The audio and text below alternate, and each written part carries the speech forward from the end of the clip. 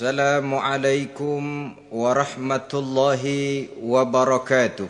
Waalaikumsalam warahmatullahi wabarakatuh. Bismillahirrahmanirrahim. Alhamdulillahi rabbil alamin. Wassalatu wassalamu ala ashrafil anbiya'i wal mursalin, Sayyidina wa maulana Muhammadin wa ala alihi wa ashabihil mujahidin at-tahirin. Amma ba'du, subhanaka la ilma lana illa ma 'allamtana innaka antal alimul hakim. La hawla wa la quwwata illa billahil aliyyil azim. Saudara-saudara kaum muslimin, terutama adik-adik para remaja dan pemuda yang saya cintai. Apabila seseorang akan membangun rumah, tentu saja dia akan mengadakan beberapa pilihan. Sejak dari memilih lokasi di mana rumah itu akan didirikan, sampai kepada menentukan bahan-bahan kualitas yang akan dipakainya, sampai kemudian kepada wujud dan bentuk rumah yang akan ditinggalinya. Demikianlah bahwa untuk membangun sebuah rumah yang hanya untuk menaungi kehidupan di dunia ini, kita mengadakan berbagai macam pilihan. Apalagi kalau kita akan membangun sebuah rumah tangga yang kita harapkan tidak hanya akan menaungi kehidupan di dunia ini, tidak hanya untuk kepentingan kita saja, tetapi juga untuk kepentingan anak cucu kita di belakang hari, termasuk sampai kepada hari akhirat nanti. Oleh karena itu, pada pertemuan kali ini, saya hanya ingin khusus berbicara kepada adik-adik remaja dan para pemuda, bagaimana sebaiknya memilih jodoh menurut ajaran agama Islam. Dalam Al-Quran, Allah Subhanahu wa ta'ala menjelaskan, Zuyyina linnasi hubbus syahawati minan nisa, bahwa manusia apapun jenisnya, asal dia bernama manusia, dihiasi dengan perasaan cinta kepada perempuan. Jadi sejak dahulunya secara fitrah laki-laki senang kepada perempuan, sebagaimana perempuan pun senang kepada laki-laki. Dihiasi rasa cinta ini dalam kehidupan manusia. Dan oleh karena adanya rasa cinta, berkembanglah segala macam persoalan. Sehingga seorang ahli cinta pernah berkata, cinta adalah 5 huruf yang membuat persoalan tidak akan pernah selesai. 5 huruf yang membuat persoalan tidak akan pernah selesai-selesai. Tetapi dalam kehidupan sehari-hari sering kita saksikan bahwa cinta ini bisa mendorong, memberikan motivasi yang baik, dan cinta ini pun bisa juga memberikan dorongan yang tidak baik.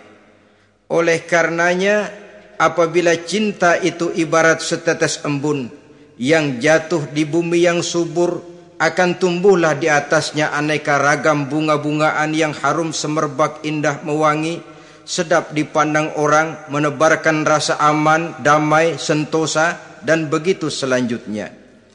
Tapi jika cinta itu jatuh di hati yang gersang dan tandus, tidak ada yang akan dapat tumbuh di sana selain sirih memanjat batu, kuning daunnya, lemah gagangnya. Maka cinta yang semacam itu tidak akan memberikan dorongan positif kepada seseorang di dalam kehidupannya. Maka lebih dahulu kita akan membicarakan cinta dalam artian yang positif ini, untuk nanti sampai kepada perempuan yang bagaimana yang harus kita cintai, atau laki-laki yang bagaimana yang harus dicintai oleh seorang perempuan. Saudara hadirin yang saya hormati, cinta dalam artian yang positif, pertama, dia selalu mendatangkan keindahan. Yang kedua, cinta itu memberikan energi atau semangat untuk berjuang. Dan yang ketiga, cinta itu selalu membawa resiko dalam bentuk pengorbanan. Maka cinta yang positif pertama melahirkan keindahan. Disinilah orang memerlukan filter atau saringan. Sebab keindahan yang didasarkan karena cinta itu merupakan satu keindahan yang relatif saja. Boleh jadi karena indah orang jadi cinta, boleh juga jadi karena cinta segala sesuatu terasa jadi indah. Namun bagaimanapun juga, kalau hati sudah diliputi oleh rasa cinta, segalanya akan terasa menjadi indah. Cinta itu adalah keindahan. Yang kedua, cinta itu energi, melahirkan dorongan dan semangat. Yang lemah bisa menjadi kuat, yang takut bisa menjadi berani, yang jauh jadi terasa dekat. Itu semua karena dorongan cinta. Dan dari energi ini lahirlah yang ketiga, bahwa cinta adalah pengorbanan. Sehingga orang berkata, berani bercinta artinya harus berani berkorban. Takut berkorban, jangan bercinta. Kalau cinta ini kita salurkan kepada nilai-nilai agama umpamanya, yang pertama, cinta mendatangkan keindahan. Kita cinta kepada agama, maka apapun yang diperintahkan oleh agama akan terasa menjadi indah. Solat akan terasa menjadi indah, puasa terasa menjadi indah, zakat terasa menjadi indah, jihad pun akan terasa menjadi indah. Persis kalau kita cinta kepada seorang gadis. Jika kita cinta kepada seorang gadis, apanya saja akan kelihatan menjadi indah. Jalannya terasa indah, lenggang-lenggoknya terasa indah, suaranya merdu padahal cemprengnya bukan main. Seluruhnya akan mendatangkan keindahan karena dasarnya sudah cinta. Cinta membawa kepada keindahan. Yang kedua, cinta itu melahirkan energi. Orang yang cinta kepada agama akan lahir tenaga dan semangatnya melaksanakan ibadah, melaksanakan puasa, melaksanakan zakat, melaksanakan solat, melaksanakan haji, bahkan melaksanakan jihad sekalipun. Cinta selamanya menimbulkan energi dan semangat. Sama saja dengan kita apabila jatuh cinta kepada seorang gadis, walaupun rumahnya jauh, katanya, gunung pun akan kudaki, lautan pun kuseberangi. Untuk apa itu? Untuk menemui apa yang kita cintai. Cinta selamanya melahirkan energi. Capek tidak terasa, lelah tidak terasa, semuanya tertutup oleh keindahan yang bernama cinta. Lalu yang ketiga, cinta membawa pengorbanan. Apabila kita cinta kepada agama, maka pengorbanan terhadap apapun yang diminta oleh agama, baik itu pengorbanan waktu, tenaga, pikiran, harta, bahkan pengorbanan nyawa sekalipun, kita tidak akan berat melaksanakannya karena cinta kita kepada agama yang kita anut ini. Demikian juga cinta kita kepada seorang perempuan akan membuat kita rela berkorban. Apapun yang dia minta, jangankan kita tidak mampu, jangankan kita mampu, kita tidak mampu sekalipun, kita masih berusaha untuk mampu guna memenuhi tuntutan si buah hati belahan jantung. Kadang-kadang malam minggu si doi ngajak nonton. Umpamanya duit tidak ada, gajian belum, kerja enggak. Timbullah inisiatif, entah sepatu kita jual ke tukang loa, entah celana mampir dulu ke tempat lain. Yang penting kita berkorban untuk memenuhi permintaan si buah hati belahan jantung. Ketika itu pengorbanan sudah tidak kita rasakan lagi. Bahkan pengorbanan yang paling pedih sekalipun, dalam gurau, dalam bercanda misalnya, dicubit kita oleh kekasih kita, pedih bukan main, terkelupas kulit, mengalir darah, bukan nangis, nyengir. Malah kadang-kadang minta tambah dicubit lagi. Itulah romantikanya cinta, sanggup membuat orang berkorban, melahirkan energi dan semangat, menambah keindahan dalam kehidupan, sepanjang dia dalam artian yang positif. Kalau demikian masalahnya, di dunia yang penuh dengan perbenturan nilai sekarang ini, orang sering salah jalan bagaimana memilih jodoh untuk membangun rumah tangga yang bahagia. Jangan lupa bahwa membangun rumah tangga ini bukan hanya untuk 1-2 bulan, bukan hanya untuk 1-2 tahun, bahkan bukan cuma untuk kehidupan dunia, lebih daripada itu pun untuk menunjang kebahagiaan di akhirat. Oleh karenanya, memilih jodoh bukan satu hal yang mudah, bukan satu hal yang bisa dilaksanakan sambil lalu, tetapi memerlukan penelitian, memerlukan pengamatan yang mendalam. Apa petunjuk agama tentang itu? Dengan kata lain, bagaimana seharusnya seseorang memilih jodoh dalam kehidupannya? Ini tentu saja sumbangan moral buat adik-adik remaja dan para pemuda yang lagi kebingungan memilih jodoh, atau barangkali buat bapak-bapak yang kepengen nambah lagi.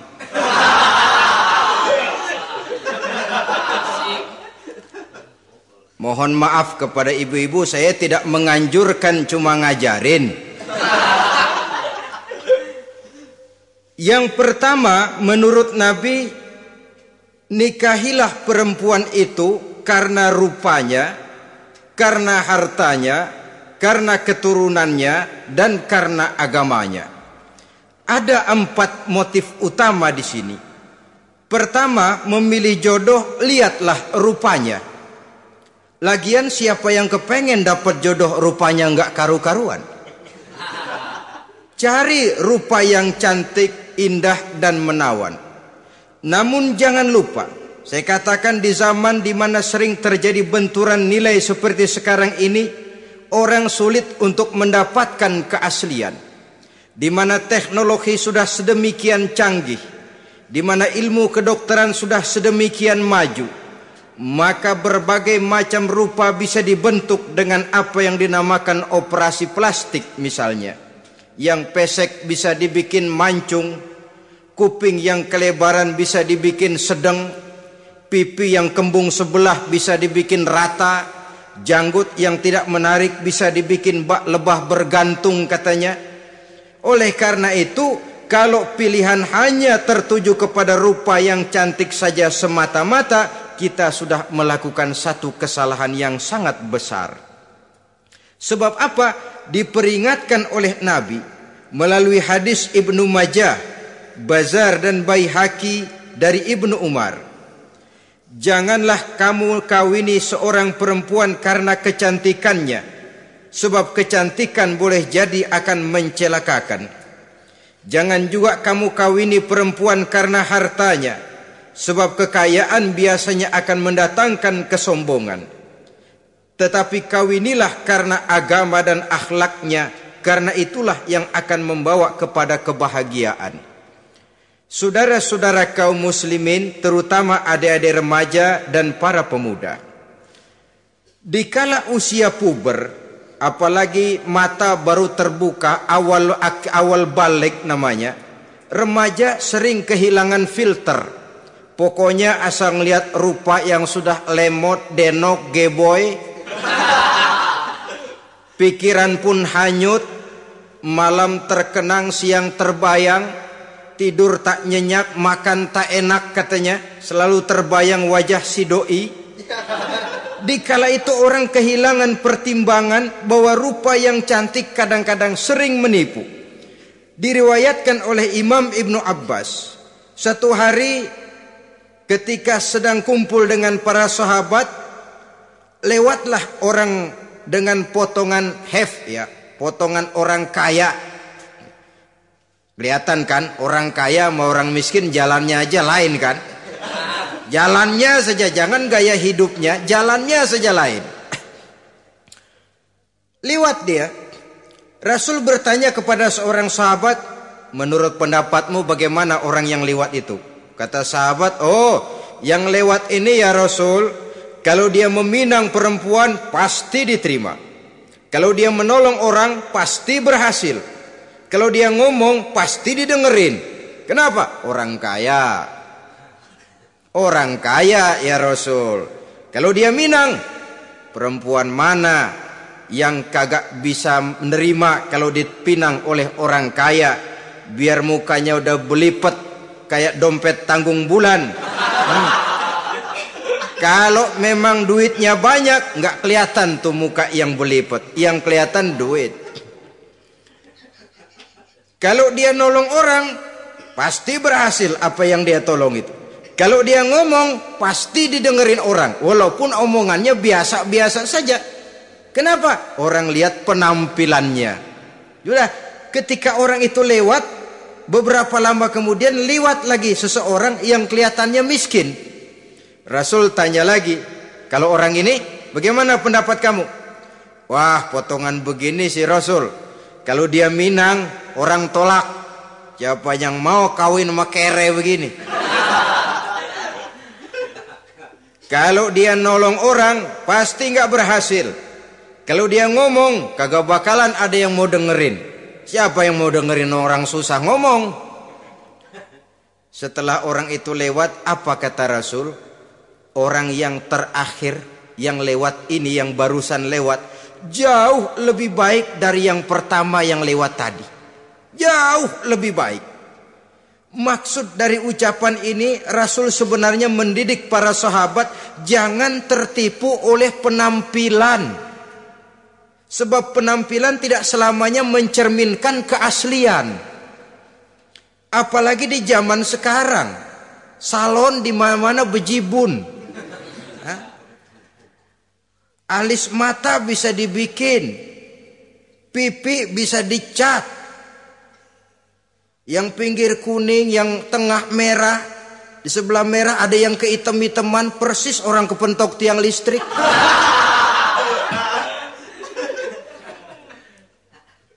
Kecantikan yang artifisial, kecantikan yang bukan alami. Karena itu silakan saja cari yang cantik, tapi jangan terpaku sampai di situ. Sebab kecantikan di samping dia mudah berubah oleh pergeseran masa dan pertukaran waktu, ternyata penampilan tidak selamanya mencerminkan keaslian. Lain hari seorang sahabat pernah mengadu, "Ya Rasul, ada apa?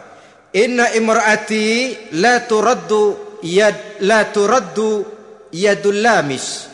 Ya Rasul, istri saya tidak pernah menolak tangan orang laki yang menjamahnya, mengajak salaman kepadanya. Apa jawab Rasul? Ceraiin aja. Tapi hati saya berat ya Rasul, saya cinta betul sama dia. Ya kalau hatimu berat, jaga dia baik-baik. Nah, dari riwayat ringkas ini kita ambil satu perbandingan. Memang punya istri berwajah cantik itu kadang-kadang si malakama kalau imannya tidak kuat. Si malakama. Kita diemin aja, binal, makan hati, nggak aman, nggak tentram. Jangan-jangan saya berangkat ke kantor, dia ngompreng. Buah si malakama, seperti orang tadi, ya Rasul. Istri saya kelihatannya sebenarnya nggak negatif maksudnya ini, cuma bersalaman, tapi terlalu ngobrol. La turaddu yadul lamis, tidak pernah menolak orang yang ngajak salaman. Ya sekedar salaman. Tapi kan awalnya dari salaman. Kalau sudah salaman kan strum bisa ngederdet dari tangan situ. Kata Rasul sederhana saja. Ya kalau memang begitu ceraiin. Saya nggak kuat Rasul. Saya cinta betul sama dia. Kalau kau tak kuat berpisah dengan dia, jagalah dia baik-baik. Ajar, didik, tanamkan rasa keagamaan di dalam hatinya. Saudara-saudara kaum muslimin, jadi rupa yang cantik tanpa didasari oleh nilai-nilai agama akan membuat seorang suami di rumah tangganya seperti si malakama.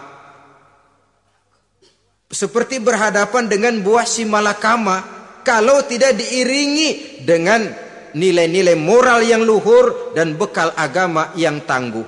Akan pergi jauh dari rumah rasanya tidak aman. Sedangkan di rumah saja siapa yang akan mencari nafkah? Dan begitu selanjutnya. Orang tadi jelas berhadapan dengan buah si malakama. Didiamkan, makan hati. Sebab, maaf, kalau seorang suami sudah tidak punya rasa cemburu terhadap istrinya, itu kan yang disebut dayus. Dan dayus itu, jangankan masuk surga, bau surga saja dia tidak dapat.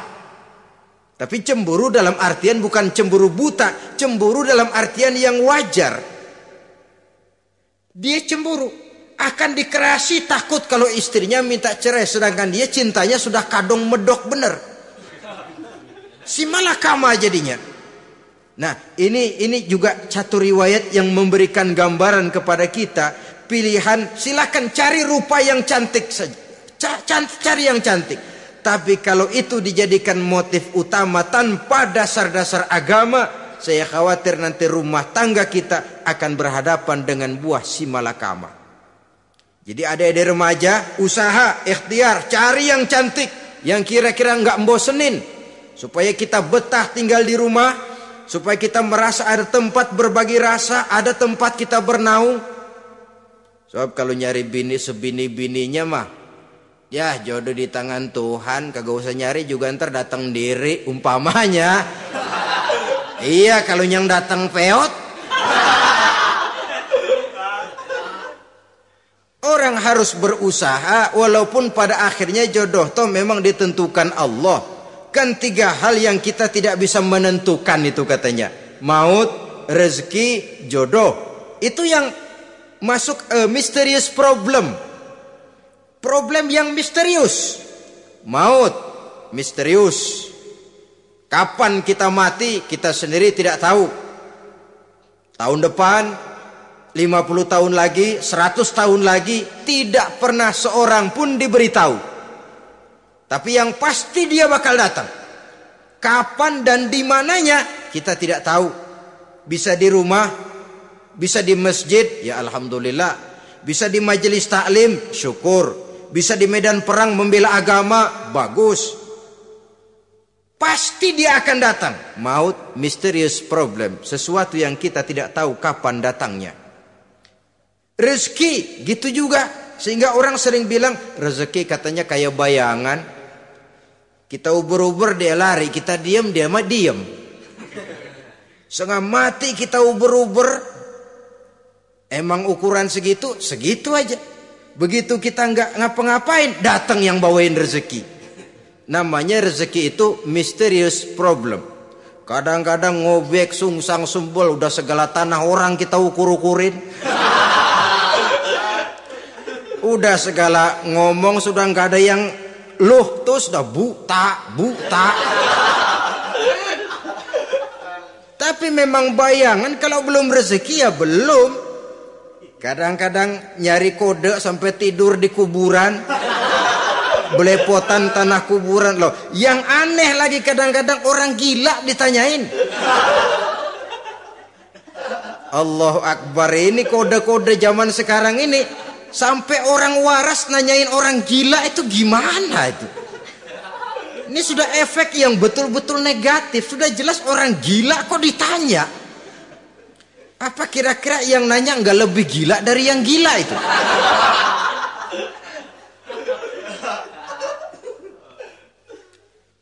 Saudara-saudara kaum muslimin, terutama adik-adik remaja dan para pemuda, jadi silakan saja cari rupa yang cantik, karena dia akan jadi tautan hati, buah hati belahan jantung, tempat kita berbagi rasa, tempat kita pulang dan tinggal di rumah tangga kita. Tapi hendaknya kecantikan rupa itu diiringi juga dengan kecantikan budi. Karena itu cari rupa yang cantik. Ini pilihan utama. Yang kedua, kata Nabi, harta, cari yang kaya. Tetapi jangan lupa, jangan dijadikan pilihan utama. Karena kekayaan sering mendatangkan kesombongan. Apalagi kalau seorang pemuda mendapat istri orang kaya. Hidupnya dimodali oleh istrinya. maka biasanya wibawanya sebagai seorang suami akan hilang. Akhirnya komando di tangan istri. Dikala itulah suami tidak lebih daripada prajurit yang taat kepada komando istrinya. Padahal menurut konsep Quran, ar-rijalu qawwamuna 'alan nisa, laki-laki diciptakan sebagai pembimbing bagi perempuan. Kalau nanti suatu saat terjadi benturan, sedangkan modal diberikan oleh istri, terjadilah pengungkitan. Kata istrinya apa? Lu jangan bertingkah, lu kan kawin sama gue modal lu kolor doang.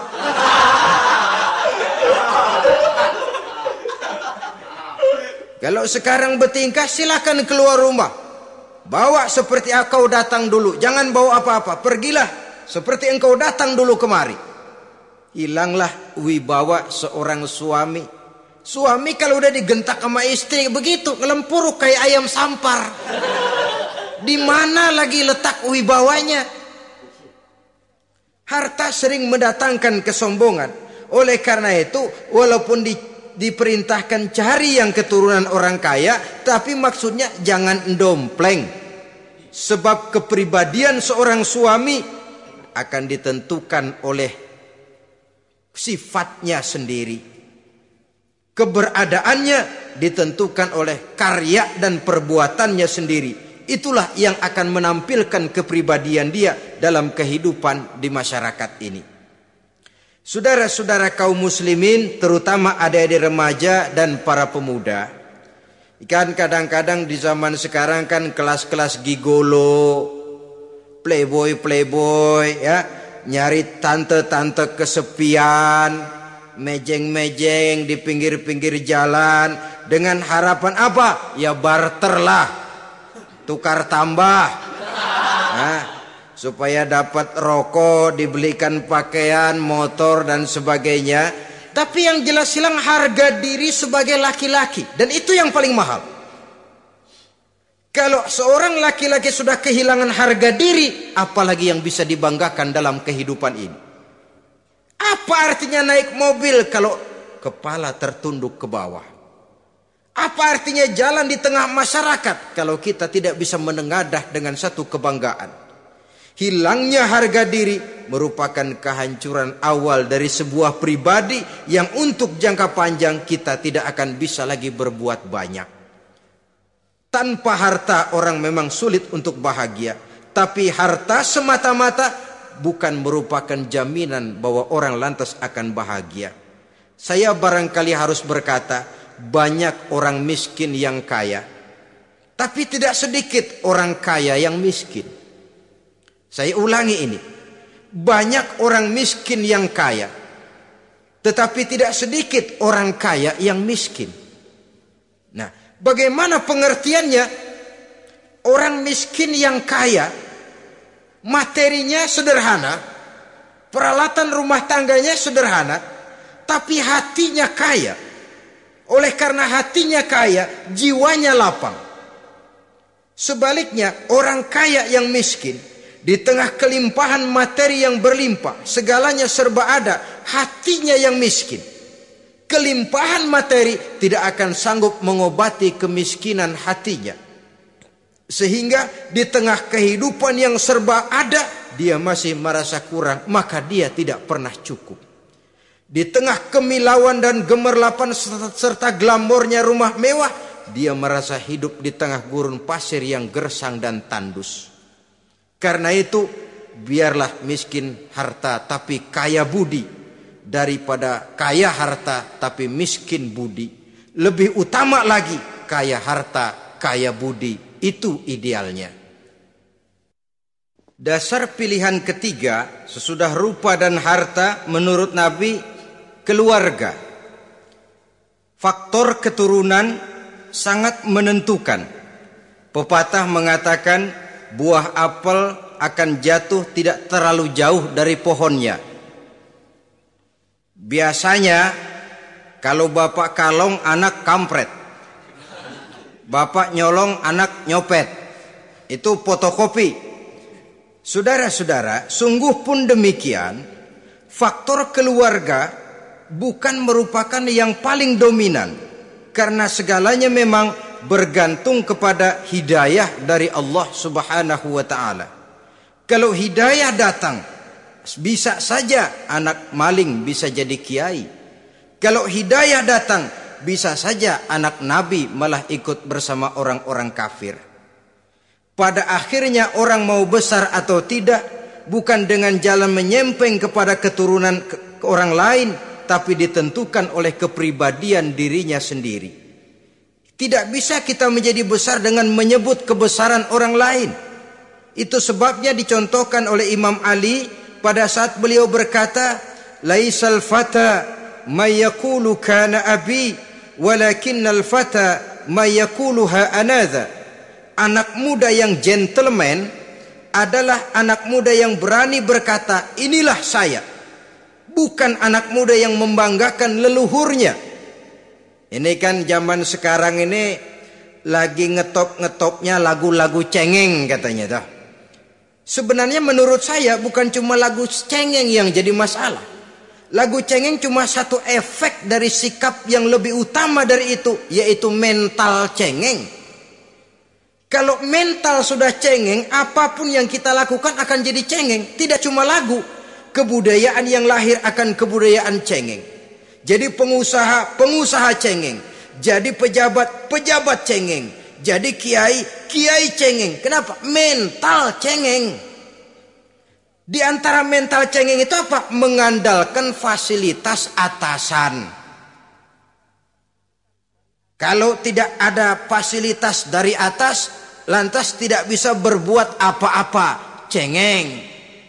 Menjadi besar bukan karena karier pribadi, tapi karena nasib katrolan. Itu pun termasuk mental cengeng. Sedikit gagal, bagaimana sedikit jalan buntu, sedikit deadlock, lu ngapain lu melulu? Saudara hadirin yang saya hormati, jadi lebih penting dari sekedar lagu-lagu cengeng, saya malah lebih suka bicara mental cengeng ini. Mental yang cepat putus asa. Mental yang tidak mau mengeluarkan usaha maksimal. Mental yang hanya mengandalkan fasilitas. Sedangkan pribadinya tidak lebih daripada pribadi sumuhun dawuh, pribadi kulonuwun, pribadiku maha juragan wae, pribadi oke bos, pribadi asal bapak senang. Bukankah itu semua merupakan cermin dari mental-mental yang cengeng, yang untuk jangka panjang tidak akan pernah menguntungkan daripada pembangunan bangsa dan negara yang kita cintai ini. Seseorang mau besar atau tidak bukan dengan jalan menyempeng kepada kebesaran orang lain. Bahkan Syauqi dalam sebaik syairnya yang lebih tegas mengatakan, wa syarrun nasi zu khumulin iza fakhartahum zakarul jaduda wa syarrun nasi wa khairun nasi zu syarafin qadimin aqama li nafsihi syarafan jadida. Generasi yang paling jelek adalah generasi pemalas. Kalau kelihatan orang lain lebih hebat dari dia, disebut-sebutnya kebesaran nenek moyangnya. Dia sendiri nggak punya prestasi apa-apa. Kerjanya cuma ngandeli babe. Kerjanya cuma menggelayuti fasilitas orang tuanya. Tanpa itu dia tidak akan punya nilai dan harga sama sekali. Ini generasi paling jelek. Kalau orang lain kelihatan lebih hebat, dia sebut nenek moyangnya. Lo sih belum apa-apa lo, baru kopral lo. Engkong gua no, komandan Hansip. Engkongnya. Engkongnya yang disebutin. Dia sendiri tidak punya prestasi apa-apa. Jadi silahkan saja cari gadis dari keturunan keluarga yang baik-baik. Tapi jangan jadikan tendensi utama, jangan dengan niat untuk menyempeng kepada kebesarannya. Tapi paling tidak dengan niat agar mudah-mudahan dari benih yang baik ini akan lahir keturunan-keturunan yang baik pada akhirnya nanti. Itu yang kita harapkan. Bukan lalu dengan pertimbangan, weh mertua gue bos nih, kali aja begitu gue kawin dia mampus. Ini semua warisan kan jatuh kemari semua. Kalau itu niatnya sudah jelas salah. Kita mencari perempuan dengan keturunan-keturunan yang baik dengan berharap agar anak-anak kita nanti yang akan merupakan benih cucunya akan melahirkan kebaikan-kebaikan seperti leluhurnya dulu. Saudara, pilihan yang keempat kata Nabi, agama. Ini yang paling inti. Kenapa? Agama itu motivasinya moral. Di sini segalanya ditentukan. Rupa yang baik, harta yang banyak, keluarga yang luhur. Kalau sudah dilandasi oleh agama yang rapuh, bahkan tidak beragama sama sekali, ketiga hal di atas tadi hanya akan mendatangkan malapetaka. Sekarang kan kita tertipu oleh penampilan. Padahal penampilan belum tentu kenyataan. Di jalan-jalan kita akan lebih terpesona melihat gadis pakai miniskirt di atas lutut ketimbang kita melihat gadis-gadis yang pakai jilbab. Kalau sudah pakai jilbab keliwat, yang usil banyak banget, bau sorga nih. Bau sorga katanya. Tapi kalau sudah yang pakai miniskirt itu yang lewat, itu dari ujung ke ujung mata kagak mau kedip. Laler nemplok di mata kagak dirasain. Kita terpesona oleh penampilan zahir, padahal penampilan belum tentu memantulkan hal yang sebenarnya. Tapi memang itulah watak manusia. Watak manusia, saya katakan manusia tanpa kecuali. Tetapi bergantung kepada pemikiran jangka pendek atau jangka panjang. Kalau jangka panjang yang kita pikirkan, ya tentu kita tidak akan mudah terpesona oleh hal yang zahir. Sampai-sampai Quran sendiri mengatakan budak yang hitam legam tapi beriman itu lebih baik daripada orang-orang musyrik walaupun cantik, denok, lemot, geboy. Ada lagi nggak bahasa yang lebih dari itu? Cantik, denok, lemot, geboy, bahenol, nerkom. Tapi kafir masih lebih baik budak yang hitam legam sekalipun. Kalau dia beriman. Kenapa? Rumah tangga untuk jangka panjang. So itu Islam tidak membolehkan kawin campuran dengan lain agama. Walaupun ada ayat yang mengatakan boleh kawin dengan ahlul kitab. Tapi sebagian mufassir menjelaskan bolehnya kawin dengan ahlul kitab itu dalam kondisi darurat. Dalam kondisi normal tidak bisa. Kenapa? Kalau sudah berlainan agama akan terjadi kerancuan rumah tangga untuk jangka panjang. Bagaimana membina dalam keharmonisan di rumah tangga? Bagaimana nasib anak-anak nanti? Kadang-kadang ada keluarga, kami sih keluarga modern. Anak-anak kami berikan kebebasan untuk milih agama apa saja. Bapaknya Islam, istrinya Kristen, anaknya ada yang Hindu, Buddha. Bagus nih, keluarga pecel namanya. Bagaimana keluarga modern bisa seperti itu? Padahal seorang suami bertanggung jawab di hadapan Allah. Dia akan ditanya tentang istrinya. Dia akan dimintakan pertanggungan jawab tentang anak-anaknya. Kalau istri kita berlainan agama, mungkin terjadi pengkaplingan. Pokoknya kalau anak perempuan ikut ibu, anak laki ikut bapak. Administrasi dunia bisa begitu, tapi akhirat pertanggungan jawab di hadapan Allah. Bisakah kita? Sorry aja Tuhan emang janjinya begini. Saudara hadirin yang saya hormati, oleh karena itu budak legam hitam kalau beriman masih lebih baik daripada orang-orang yang tidak beriman walaupun cantik dan mempesona. Kenapa? Ini faktor agama. Ya buat 1-2 bulan bisa terwujud rumah tangga yang tentram. 2-3 tahun mungkin masih bisa bertahan. Tapi sampai kapan? Sampai kapan itu akan terwujud? Pada akhirnya akan muncullah dilema yang akan sulit buat diatasi. Oleh karenanya motif agama dijadikan stres oleh Nabi. Fazfar bizatiddin taribat yadak. Pilih agama sebagai titik sentral, sebagai pilihan utama.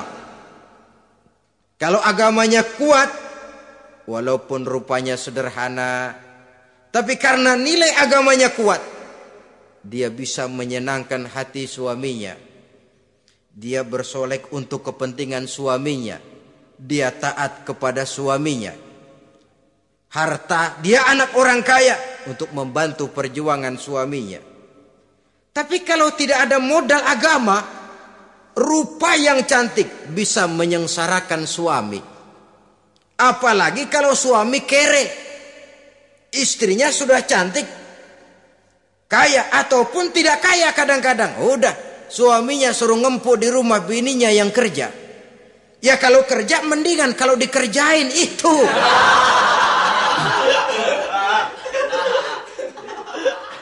Itu yang repot. Saudara hadirin yang saya hormati, dan ini bukan satu dua kasus. Alangkah malangnya kalau sudah terkena hal seperti itu. Akhirnya seperti pengaduan sahabat kepada Rasul tadi. Mau diceraiin, cinta saya udah medok bener Rasul. Enggak diceraiin, hati saya ngebet, pegel. Si malakama akhirnya. Jadi oleh karenanya agama. Kalau dia cantik, walaupun miskin, agamanya kuat, dia bisa memelihara kehormatan diri.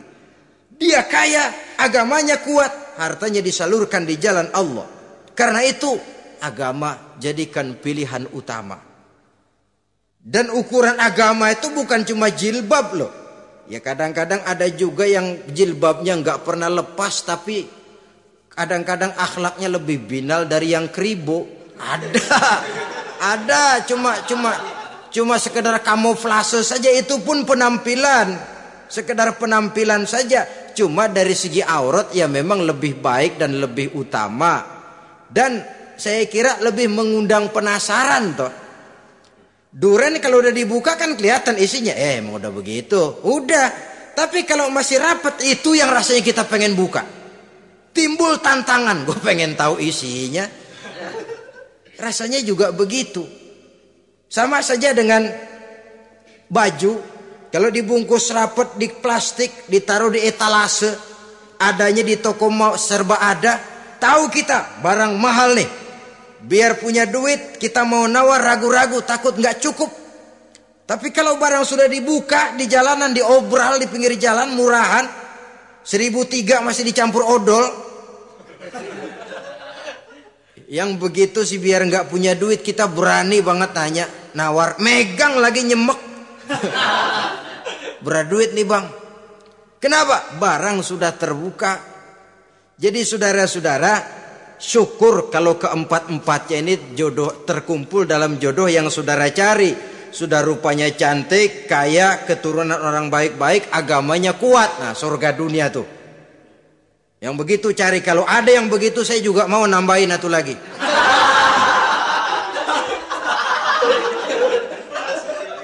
Tapi yang kumpul keempat-empatnya ini terus terang saja langka. Makhluk langka ini. Kadang-kadang cantik, kaya, keluarganya hebat, agamanya nol, akhlaknya kayak setan. Tapi yang paling celaka kalau empat-empatnya kagak ada. Rupanya jelek, melarat, bapaknya biang maling, kagak beragama lagi. Apanya yang mau dipilih? Mampus saja mendingan.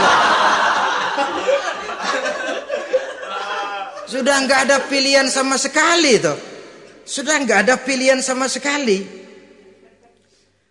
Saudara hadirin yang saya hormati, terutama adik-adik remaja.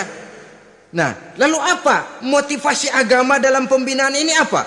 Agama ini kan memberikan contoh bahwa perempuan yang baik itu, yang kita ingin jadikan dia sebagai ideal dalam pencarian jodoh, tandanya 3. Iza ra'aitaha sarratka, kata Nabi. Kalau dipandang, dia bisa menggembirakan kamu. Kan ini yang penting buat seorang suami. Kalau saudara nanti jadi suami, punya istri yang jadi partner setia mendampingi suaminya. Kalau dilihat nggak membosenin. Kenapa? Dia berdandan untuk nyenangin hati suaminya. Nggak membosenin. Kan kadang-kadang ada bini kalau kita pulang demok aja fotonya.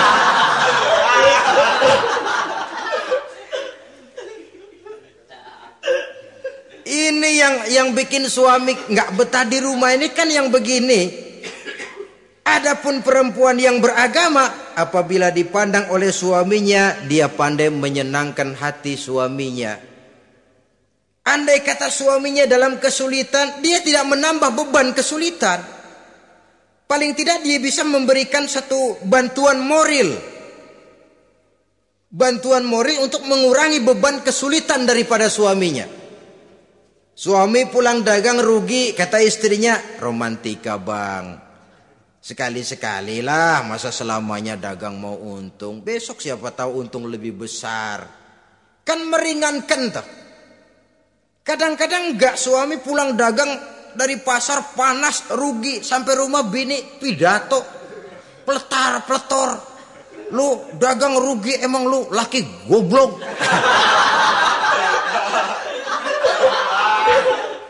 Sudahlah di pasar rugi, di rumah digoblok-goblokin. Ini nanti kena penyakit broken home yang begini ini. Padahal kesuksesan di kantor, kesuksesan di pasar, kesuksesan di medan tugas selalu dimulai dari kesuksesan dan ketenangan dari rumah tangga. Dia berhias untuk kepentingan suaminya, tidak terlalu berlebihan, dan suaminya pun pandai menghargai istrinya dengan kata-kata yang menimbulkan gairah dan semangat.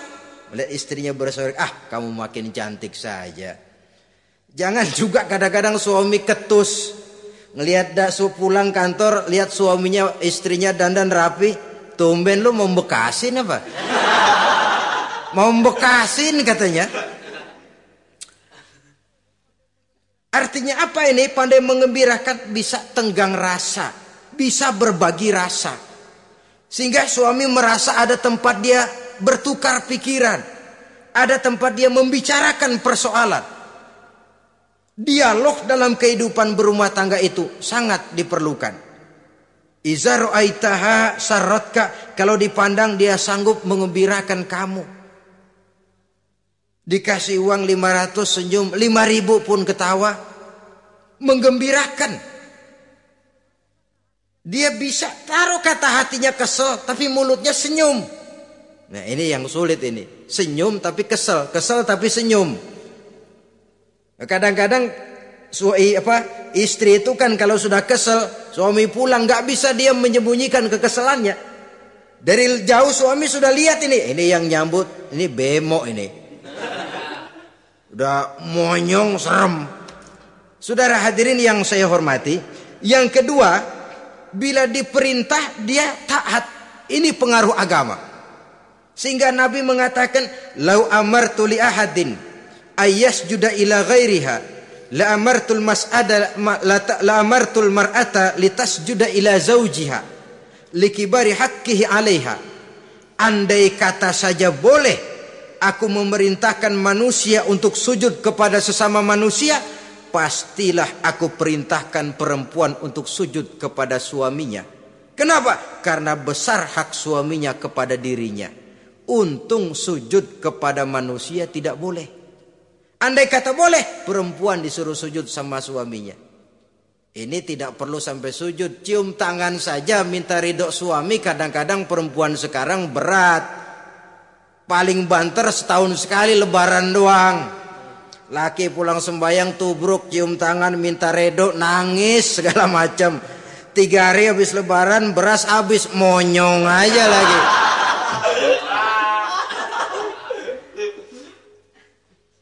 Saudara hadirin yang saya hormati, yang ketiga, akibat pengaruh agama, dia sanggup memelihara kehormatan diri dan sanggup menjaga harta suaminya. Memelihara kehormatan diri baik pada saat suaminya di rumah atau pada saat suaminya tidak ada di rumah. Satu riwayat, seorang sahabat akan pergi perang jihad di fi sabilillah. Ketika mau berangkat dia bilang kepada istrinya, "Saya mau berangkat perang. Kalau saya belum pulang kamu jangan keluar rumah." "Baik bang." pergi istrinya, pergi suaminya jihad. 1 minggu, 2 minggu berlalu, belum juga pulang. Satu hari datang utusan dari rumah orang tua si istri ini. Assalamualaikum Bu. Waalaikumsalam. Ada apa? Ada berita kurang enak Bu. Orang tua ibu sakit parah. Mohon tolong ditengokin. Apa kata si istri? Maaf saja, suami saya belum pulang dari medan perang. Saya belum dapat izin keluar rumah kalau dia belum pulang. Tolong sampaikan maaf saya kepada orang tuanya. Pulanglah utusan tadi. Besok balik lagi. Bu, ada apa? Udah Senin Kemis. Napasnya sudah sampai tenggorokan. Tolong tengokin buat terakhir kalinya Bu. Suami saya belum pulang. Dia pesan kalau dia belum pulang saya jangan keluar rumah. Saya nggak bisa tengokin orang tua saya. Salam maaf saja. Pulang utusan itu. Besok balik lagi. Bagaimana? Sudah meninggal Bu. Mau dikubur. Tengokinlah buat terakhir kalinya. Suami saya belum pulang. Saya belum berani keluar rumah kalau suami saya belum pulang. Itu janji saya sama suami saya. Pulanglah utusan ini ngadu kepada Rasulullah sallallahu alaihi wasallam. Ya Rasul, ini perempuan kelewatan benar. Dari orang tuanya sakit sampai sekarat, sampai mati, sampai dikuburin dia nggak nengokin. Memangnya kenapa? Suaminya katanya pergi jihad. Dan suaminya tidak mengizinkan dia keluar rumah kalau si suami belum pulang. Apa jawab Rasul? Marahkah beliau? Tidak, beliau senyum. Apa katanya? Dosa orang tua yang meninggal ini telah diampuni oleh Allah karena dia punya anak perempuan yang begitu taat kepada suaminya. Allahu Akbar.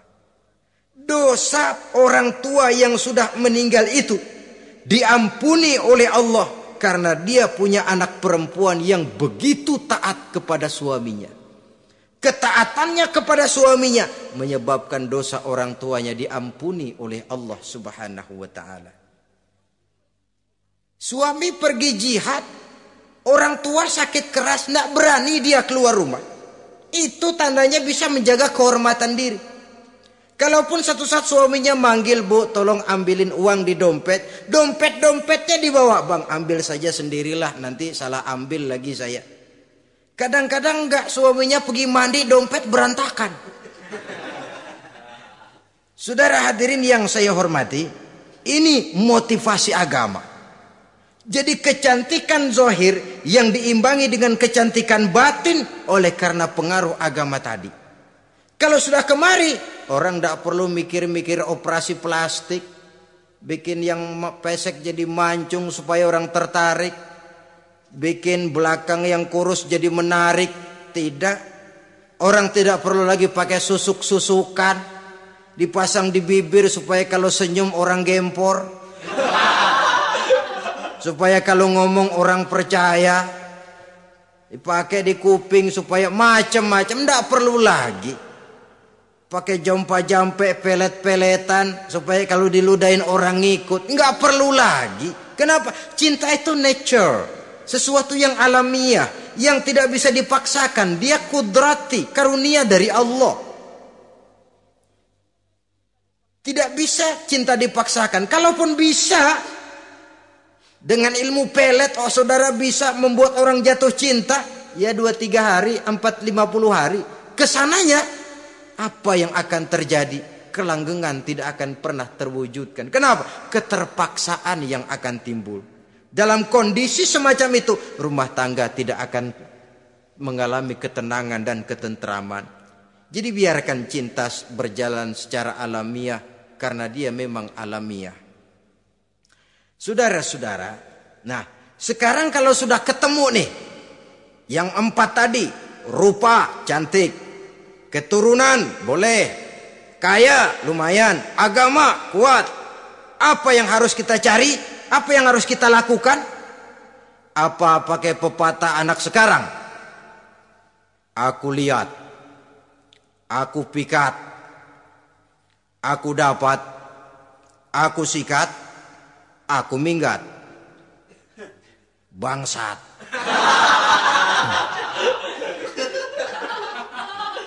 Itu kan ada moto cinta kilat begitu tuh. Cinta kilat katanya. Aku lihat, aku pikat, aku dapat, aku sikat, aku minggat. Bangsat. Atau kita harus hanyut dalam arus free love, free sex, summon living, eksperimen dulu? Tidak. Islam mengajurkan kalau memang seret, ini rasanya ini nih, mantap gue nih. Apa yang diajarkan oleh Islam selanjutnya? Meminang, saudara-saudara. Meminang adalah langkah awal untuk mengikat tali pernikahan. Diizinkan meminang. Dan di dalam meminang pun diizinkan untuk melihat. Cuma kalau boleh, ya syaratnya itu waktu melihat itu jangan sampai ketahuan si perempuan yang akan kita pinang itu. Untuk apa kita meminang? Pertama untuk yakin bahwa perempuan yang kita inginkan ini sudah kumpul syaratnya itu, tidak ada cacatnya. Yang kedua, untuk memperkuat tekad hidup berumah tangga, diperlukan meminang. Adapun adat itu berbeda, tapi bahwa konsep meminang itu dalam Islam ada, itu jelas.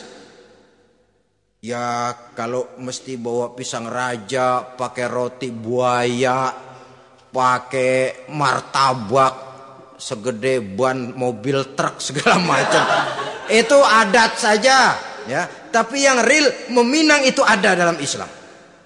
Nah, bagaimana adab meminang? Setelah kita tahu anak ini cantiknya ya, keturunan baik, ya kekayaannya lumayan, agamanya kuat, pinanglah dia. Caranya boleh lihat langsung. Lihat langsung kalau bisa tanpa setahu si perempuan. Dan batas yang boleh dilihat itu muka dan tangan. Itu saja. Jadi jangan gerusak. Minta permisi Pak, saya mau ngelihat anak bapak seutuhnya. Soalnya buat saya ini nanti. Apanya aja dibedolin, jangan. Kira-kira yang boleh itu muka sama tangan. Andai kata kita risih, sebab nanti kalau nggak jadi akan jadi timbul rasa malu dan si perempuan juga kasihan. Boleh mengutus perempuan yang kita percaya. Coba kau ke sana, lihat kondisinya yang sebenarnya bagaimana. Kalau ngelihat dari jauh sih utuh, siapa tahu nanti tangannya kurang sebelah. Coba lihat sana.